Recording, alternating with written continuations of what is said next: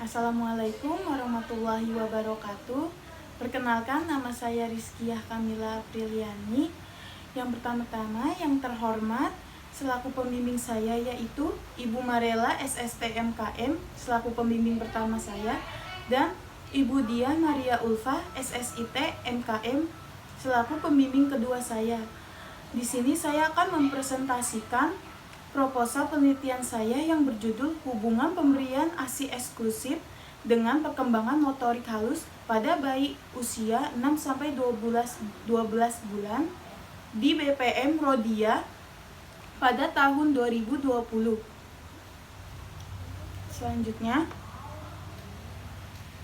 bab 1, pendahuluan.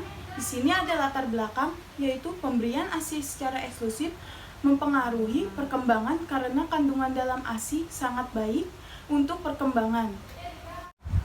Menurut UNICEF, tahun 2011 didapatkan data tingginya angka kejadian gangguan pertumbuhan dan perkembangan anak usia balita, khususnya gangguan perkembangan motorik didapatkan sebesar 27,7% atau 3 juta anak balita di Indonesia mengalami gangguan.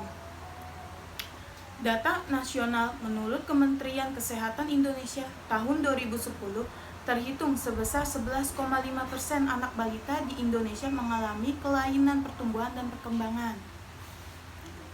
Di sini ada data tentang ASI eksklusif. Menurut data dari WHO pada tahun 2010 masih banyak ibu yang tidak memberikan ASI eksklusif kepada anaknya. Hal ini ditinjau dari data bahwa sekitar 3.000 ibu yang menyusui 56% diantaranya tidak memberikan ASI secara eksklusif. Dan yang kedua, berdasarkan riset kesehatan dasar 2010 di Indonesia, pemberian ASI baru mencapai 15,3%. Pemberian susu formula meningkat 3 kali lipat dari 10,3% menjadi 32,5%. Yang ketiga, ada data di Jawa Barat untuk pemberian ASI eksklusif sebanyak 349.968 bayi umur 0-6 bulan dari 754.438 jumlah bayi 0-6 bulan atau 46,4%.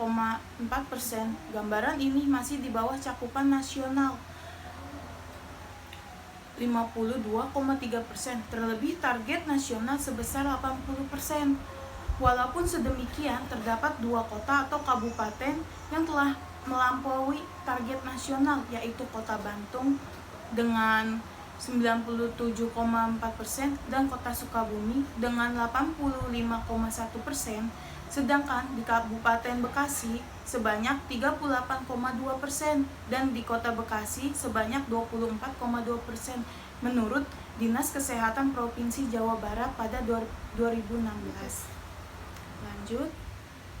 Menurut penelitian yang dilakukan oleh Titik Anggraini tahun 2016 di Desa Jembungan, hasil yang diperoleh bayi yang mendapatkan ASI eksklusif sebanyak 13 anak atau 59,1% dan yang tidak diberikan ASI eksklusif sebanyak 9 anak atau 40,9%. Perkembangan motorik halus dalam kategori normal yaitu sebanyak 17 anak atau 77%. Dan dalam kategori tidak normal sebanyak 5 anak atau 22,7%. Serta terdapat hubungan signifikan antara pemberian ASI eksklusif dengan perkembangan motorik halus. Dan menurut penelitian yang dilakukan oleh Eli Trisnawati, Dedi Alamsyah, dan Astriani Kurniawati tahun 2017, hasil yang diperoleh bahwa anak yang tidak mendapatkan ASI eksklusif lebih banyak memiliki perkembangan motorik halus yang terganggu. Di sini ada tujuan penelitian, yaitu ada 2 tujuan, yaitu tujuan umum dan tujuan khusus. Yang pertama, tujuan umum untuk mengetahui hubungan pemberian ASI eksklusif terhadap perkembangan motorik halus pada bayi usia 6-12 bulan di BPM Rodia pada tahun 2020. Dan tujuan khususnya, yang pertama, untuk mengetahui gambaran motorik halus bayi usia 6-12 bulan di BPM Rodia tahun 2020. Yang kedua, untuk mengetahui gambaran pemberian ASI eksklusif. Yang ketiga, untuk mengetahui hubungan antara ASI eksklusif dengan perkembangan motorik halus bayi usia 6-12 bulan di BPM Rodiah pada tahun 2020. Di sini ada manfaat penelitian, yaitu ada dua, manfaat teoritis dan manfaat praktisi. Yang pertama, manfaat teoritis untuk menambah informasi dan pengetahuan di bidang kesehatan, terutama mengenai hubungan pemberian ASI eksklusif dengan perkembangan motorik halus pada bayi usia 6-12 bulan. Dan manfaat praktisinya, diharapkan penelitian ini dapat meningkatkan motivasi bidan dalam melaksanakan stimulasi, deteksi, dan intervensi dini tumbuh kembang anak, dan memotivasi bidan dalam promosi kesehatan tentang pentingnya pemberian ASI eksklusif bagi perkembangan anak.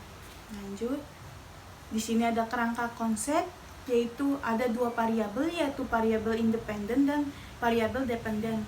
Variabel independennya itu ASI eksklusif dan variabel dependennya perkembangan motorik halus.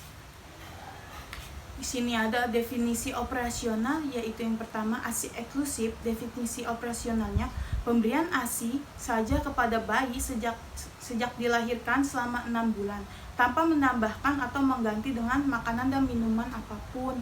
Dengan cara ukur, wawancara. Alat ukurnya kuesioner dengan hasil ukur. Yang pertama, jika jawaban ya, jika bayi diberikan ASI eksklusif. Yang kedua, jika jawaban tidak, jika bayi tidak diberikan ASI eksklusif dengan skala ukur ordinal. Yang kedua, perkembangan motorik halus pada bayi usia 6-12 bulan, yaitu definisi operasionalnya, gerakan yang hanya melibatkan bagian-bagian tubuh tertentu yang dilakukan oleh otot-otot kecil saja. Dengan cara ukur wawancara, alat ukurnya KPSP, dengan hasil ukur jika sesuai skor nilai 9 atau 10 dari KPSP. Jika meragukan, skor KPSP dengan nilai 7 atau 8.